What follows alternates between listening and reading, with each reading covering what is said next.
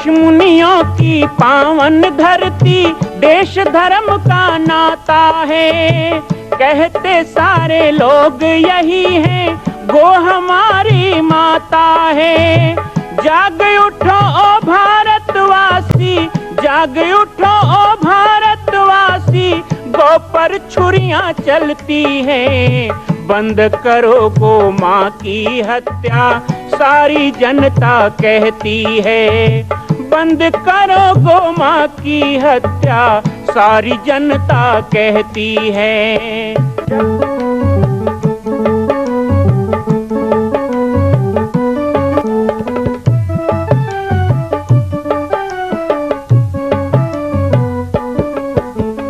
जगह जगह पर बूचड़ खाना, लाखों गौएं कटती हैं।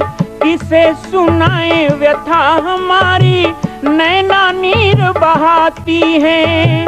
रक्षा करना गौ माता की, रक्षा करना गौ माता की, गीता ज्ञान सिखाती है।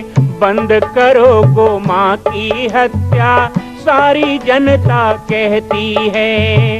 बंद करो गो माँ की हत्या, सारी जनता कहती है।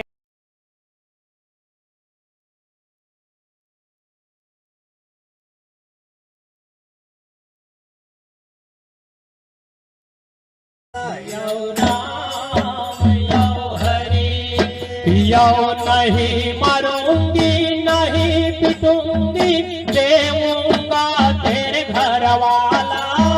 नहीं मरूंगे, नहीं पिटूंगे, देऊंगा तेरे घर वाला। ये चारों धाम घुमा के नागिन, छोड़ूंगा दूध के धारा। चारों धाम घुमा के नागिन, छोड़ूंगा दूध के धारा। यदि छोड़ूंगा दूध के धारा रे भाई, छोड़ूंगा रे दूध के धारा। छोड़ूंगा दूध के धारा रे भाई, छोड़ूंगा दूध के धारा। ये सदा रोयल मस्त भजन में कैद खिला नंद के लाला। सदा रोयल मस्त भजन में कैद खिला नंद के लाला। सदा रोयल मस्त भजन में कैद खिला। यो राम यो हरि।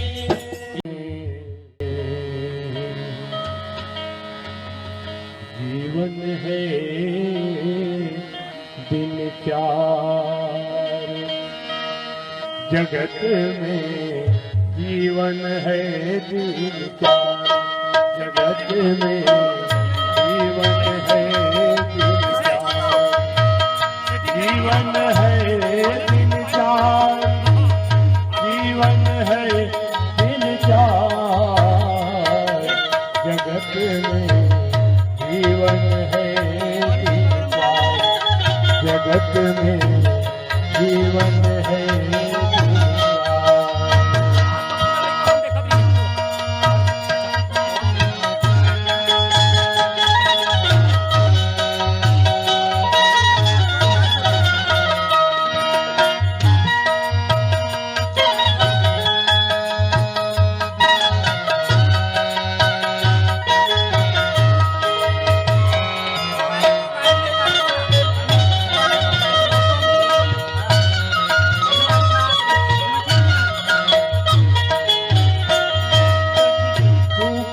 कर ले हरि नाम सुमर ले।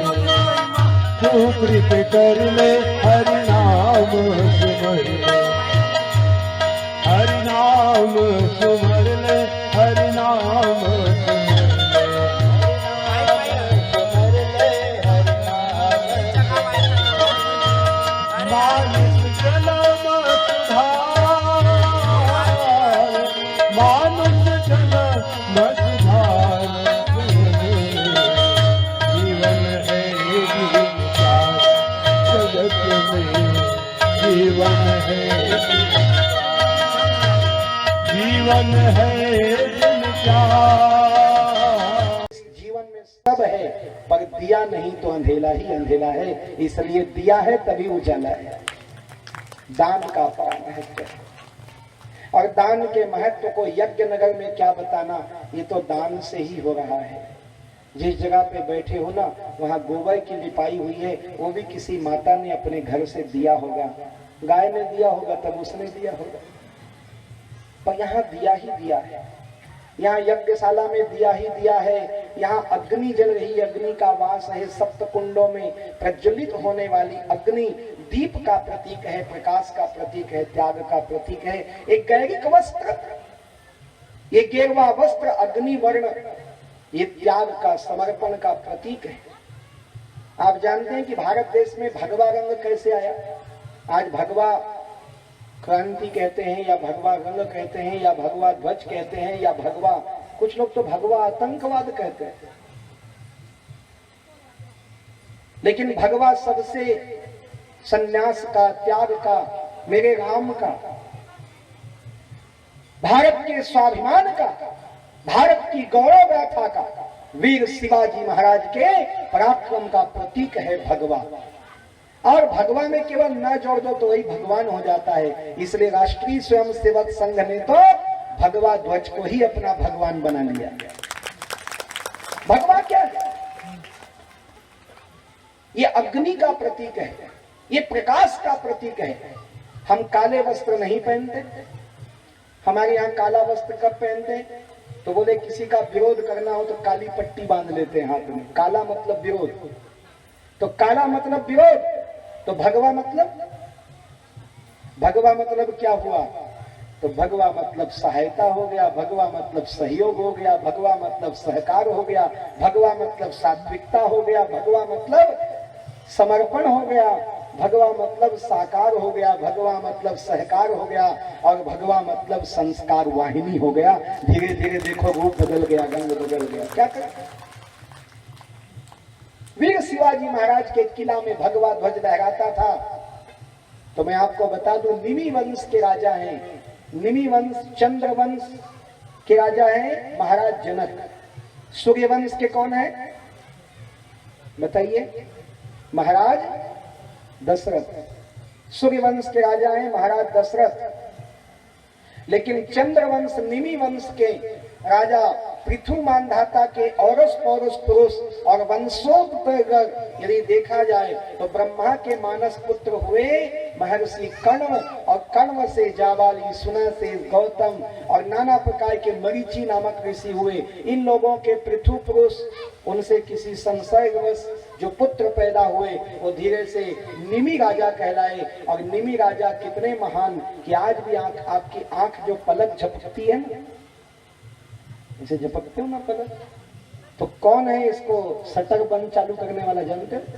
आंखों की पलक को चालू बंद करने वाला तो राजा निमि का नाम आता है। राजा निमि का स्मरण किया जाता है। जब मृगनयनी कह के किसी स्त्री के आंखों की प्रशंसा की जाए तो वहां कहा गया निमिष कुर्ते हैं मृगनयनी।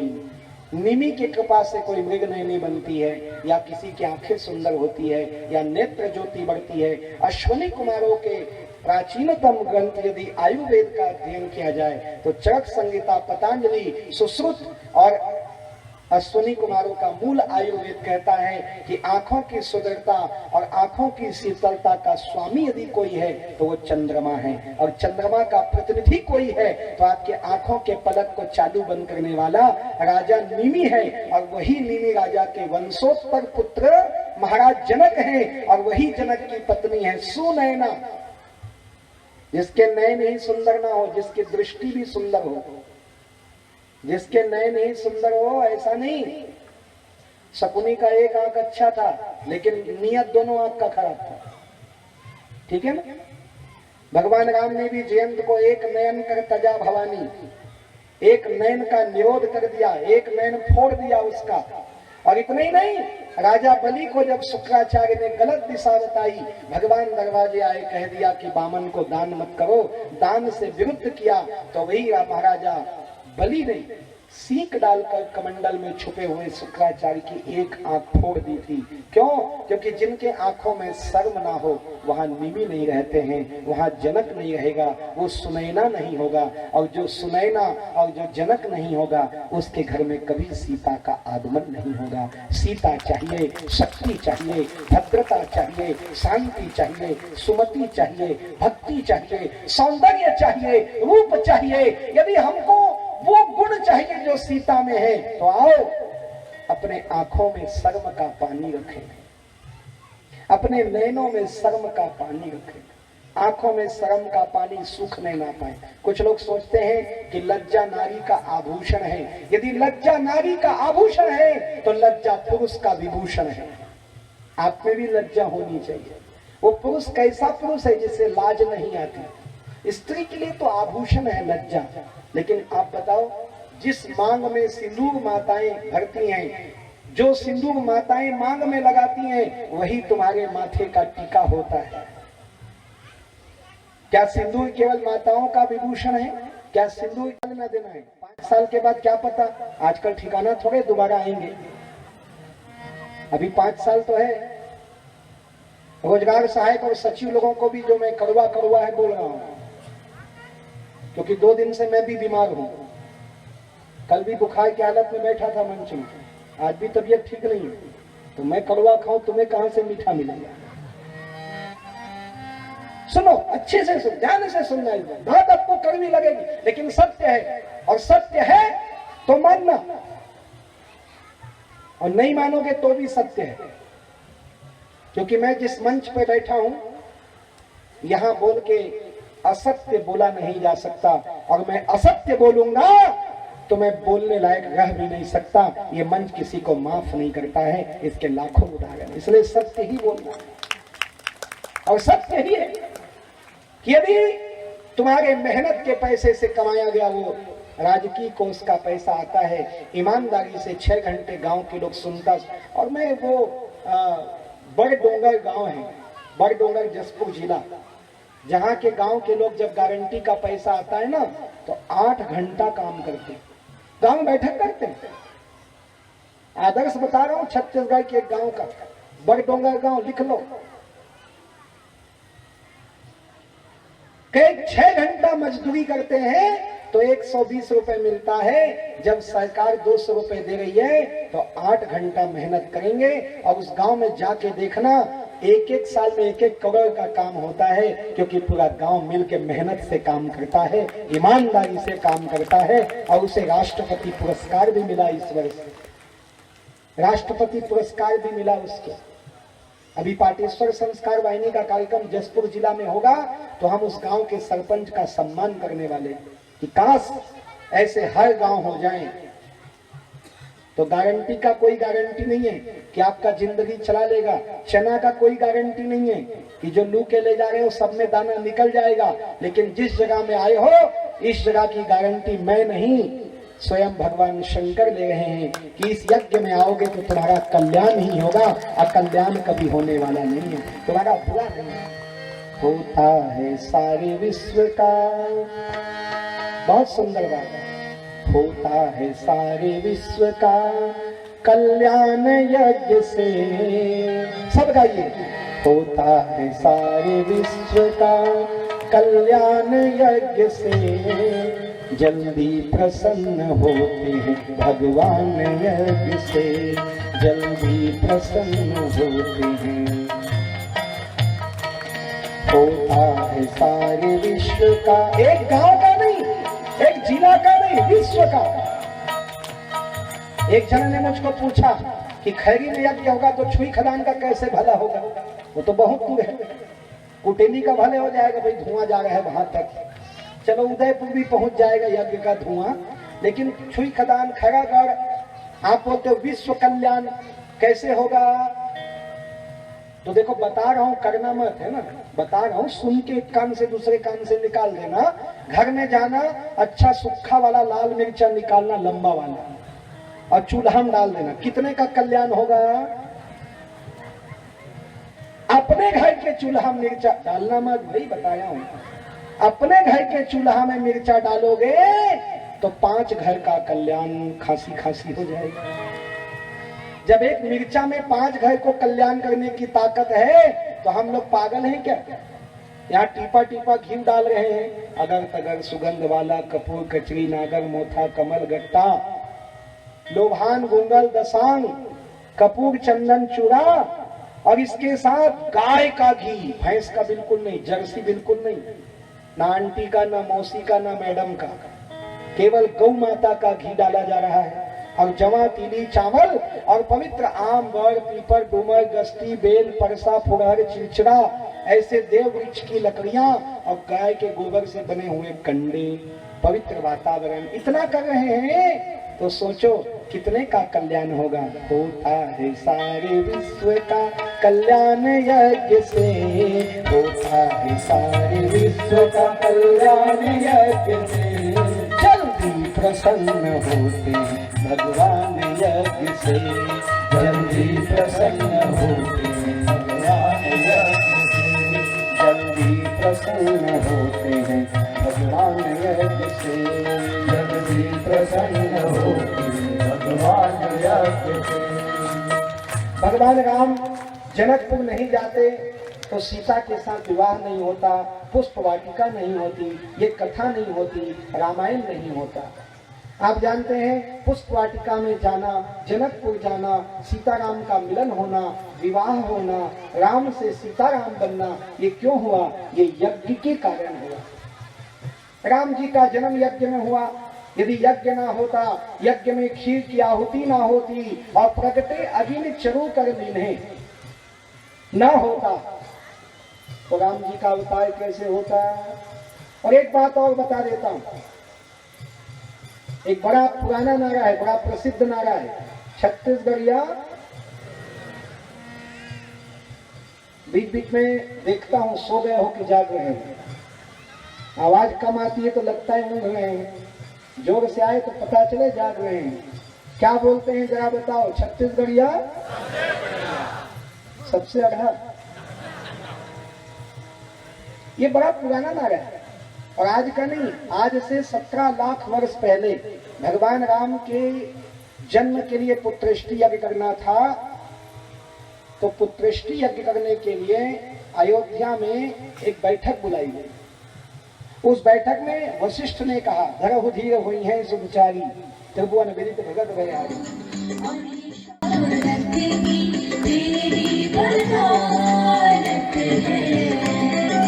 तू है सागर मैं हूँ कतरा, तुझ संग बहूंगा मैं। तू है सागर मैं हूँ कतरा, तुझ संग बहूंगा मैं। चाहे से मुझे तालियों की सेवा कुछ ना कहूँगा मैं, चाहे से मुझे रख लो कुछ ना कहूँगा मैं।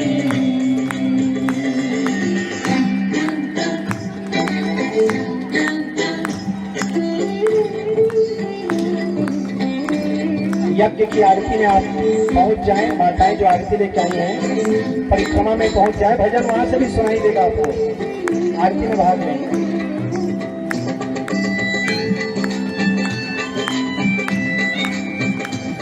आप लोग कहते हैं भजन सुनाओ और आप लोग तालियां ही बजाते, आनंद नहीं लेते, तो हम कल से नहीं सुनाएंगे। क्या बात है?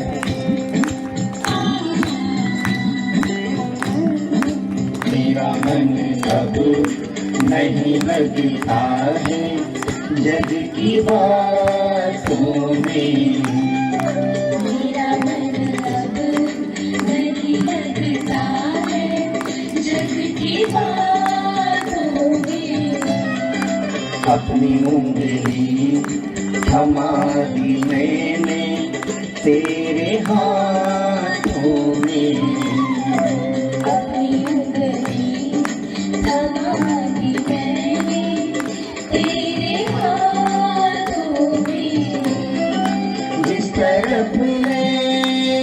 मुझको वही रचूंगा मैं,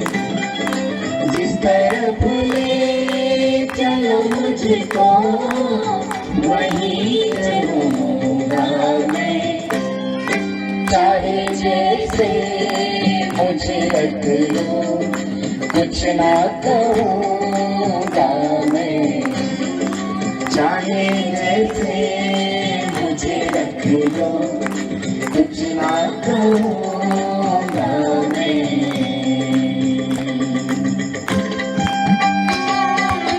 हे श्याम सुंदर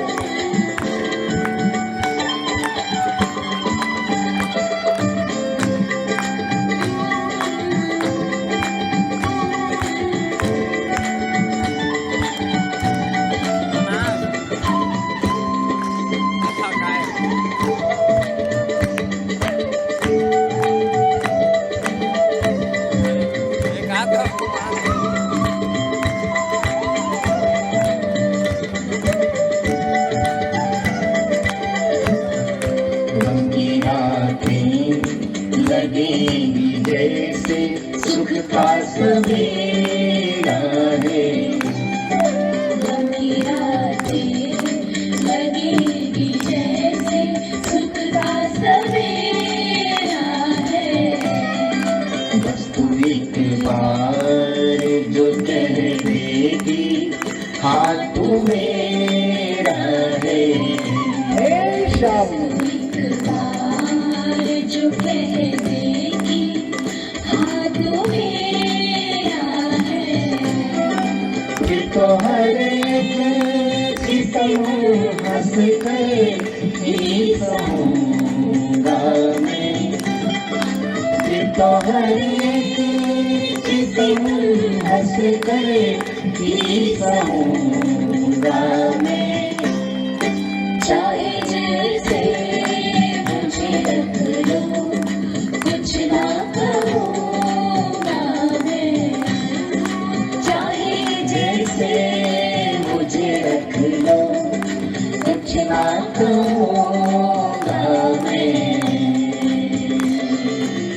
मां कौशल्या की पावन जन्मभूमि छत्तीसगढ़ प्रांत में बालोद जिला में स्थित है श्री सर्वसिद्ध शक्तिपीठ जामड़ी पाटेश्वर धाम।